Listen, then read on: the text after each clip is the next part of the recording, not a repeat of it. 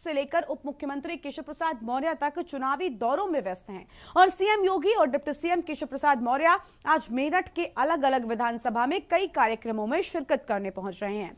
मेरठ दौरे पर निकलने से पहले डिप्टी सीएम केशव प्रसाद मौर्य ने के न्यूज के रेजिडेंट एडिटर मनीष पांडे से बातचीत करते हुए कहा कि अखिलेश यादव इस बार सिर्फ करहल से विधानसभा चुनाव ही नहीं बल्कि मैनपुरी की चारों विधानसभा सीटों पर भी अब कमल ही खिलेगा।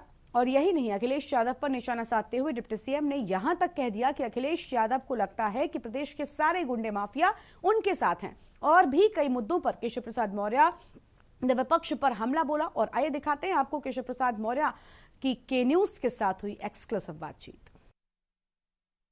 उत्तर प्रदेश सरकार के बीजेपी कार्यकाल की अगर बात करें तो पिछले 5 सालों में अगर किसी भी बीजेपी कार्यकर्ता से आप पूछें कि वो आखिर उत्तर प्रदेश का कौन सा नेता है जिसके दरवाजे से कोई कार्यकर्ता खाली हाथ नहीं लौटा है, उसकी सुनी जाती है, तो वो आपको निसंदेह केशव प्रसाद मौर्य का नाम देगा। उत्तर प्रदेश के डिप्टी सीएम हैं और हमारे साथ बातचीत करने के लिए हैं। सर, स्वागत है के न्यूज़ में आपका। बहुत बहुत धन्यवाद। एक सवाल है सर कि जैसे एक बार देखा जा रहा है कि जो चूंकि चुनाव में आप लोग जा रहे हैं, आप लगातार अभी पश्चिमी उत्तर प्रदेश का दौरा कर रहे हैं, मुख्यमंत्री जहां जा रहे हैं वहां भी जा रहे हैं, तो जो आपका ये नारा है कि अब की बार 300 पार, तो कितना पक्का मानते हैं, कितना कहां तक? देखिए, भारतीय जनता पार्टी ने जब भी जो नारा दिया है उस नारे के अनुसार उत्तर प्रदेश में 2014 से अगर आप हमारा इतिहास देखें तो वह जनता के आशीर्वाद से सफल हुआ है। उसी के बल पर मैं 2022 में जहां हमारा बूथ स्तर तक संगठन है, उस संगठन के बल पर, डबल इंजन सरकार के काम के बल पर और जो भारतीय जनता पार्टी की रीति है, नीति है, उसके बल पर ही मैं कहता हूं फिर एक बार 300 पार। जन जन की है यही पुकार। अच्छा, पश्चिमी उत्तर प्रदेश में जो गठबंधन है, चूंकि जयंत अखिलेश साथ में हैं और देखा जाए तो थोड़ा सा उनकी इसमें बॉडी लैंग्वेज भी बदली है, काफी आश्वस्त हैं वो कि पश्चिमी उत्तर प्रदेश में बड़ा लंबा झटका देने के तैयार है बीजेपी। आप 2019 के लोकसभा चुनाव के समय भी यह गठबंधन था और उस गठबंधन में बसपा भी शामिल थी। उस समय की बॉडी लैंग्वेज भी देख लीजिएगा, तो उस समय भी वो आश्वस्त थे कि देश के माननीय प्रधानमंत्री श्री नरेंद्र मोदी जी को उसी से हटा करके वह केंद्र की सरकार पर कब्जा कर लेंगे।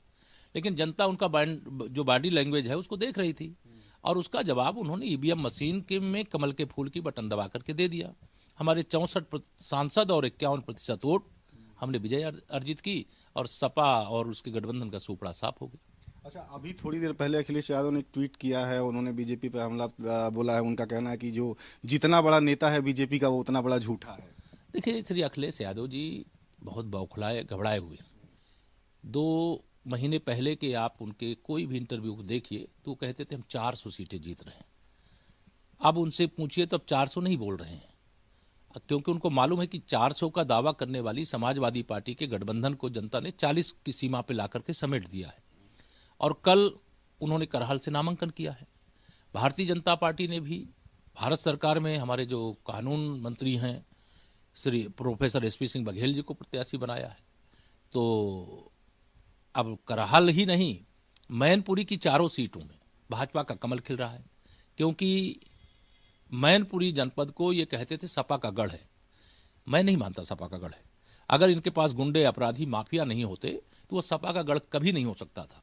और 2022 के विधानसभा चुनाव में अब मैनपुरी लोकसभा क्षेत्र, जिसमें जसवंत नगर विधानसभा भी है, वह भाजपा का किला बनकर के तैयार होगा, जहां कोई सेंध नहीं लगा पाएगा। इस बार तो चाचा भी हारेंगे और भतीजा भी हारेंगे, बाकी तीनों सीटें तो हम जीत ही रहे हैं। अच्छा, अपराधियों की बात करने पे आजकल अखिलेश यादव भड़क जा रहे हैं, नाराज हो जा रहे हैं, उस पर कोई प्रतिक्रिया नहीं? मैं नाराजगी का कारण बता रहा हूं ना कि जो 400 सीटों का सपना देख रहे थे, जनता ने उन्हें 40 के नीचे पहुंचाने का जब काम कर दिया है तो नाराज होंगे। आप लोग ऐसे सवाल पूछ देते हो तो उनको लगता है कि बताइए मैं 400, आप 400 बोलते नहीं है, वो बंद कर दिए हैं। तो नाराज भी हैं, बौखलाए भी हैं, घबराए भी हैं। लेकिन उनको अभी भी थोड़ा ये लगता है कि सारे गुंडे तो मेरे पास हैं, सारे अपराधी मेरे पास हैं, सारे दंगाई मेरे पास हैं, सारे भ्रष्टाचारी मेरे पास हैं, ऐसा सोचते हैं। तो इसके कारण से उनको लगता है इनके बल पर मैं चुनाव में कहीं टिक जाऊंगा। लेकिन मैं ये स्पष्ट कहना चाहता हूं कि उत्तर प्रदेश गुंडागर्दी से बाहर निकल चुका है, अपराध से बाहर निकल चुका है, दंगों से बाहर निकल चुका है, भ्रष्टाचार से बाहर निकल चुका है। अब श्री अखिलेश यादव जी की यह दुकान में ताला लगना पक्का है, साइकिल पंचर होनी पक्की। तो निश्चित रूप से जैसा कि आपने डिप्टी सीएम को साहब को सुना कि उनका कहना है कि जो है सिर्फ मैनपुरी की उत्तर प्रदेश में ही नहीं बल्कि मैनपुरी की ही सीट की भी जो सीटें हैं वो अखिलेश यादव हार रहे हैं। तो फिलहाल आने वाला वक्त बताएगा कि किनके दावों में कितनी सच्चाई है। लखनऊ में कैमरामैन समीर के साथ मनीष पांडे, के न्यूज़ इंडिया। और संसद में आज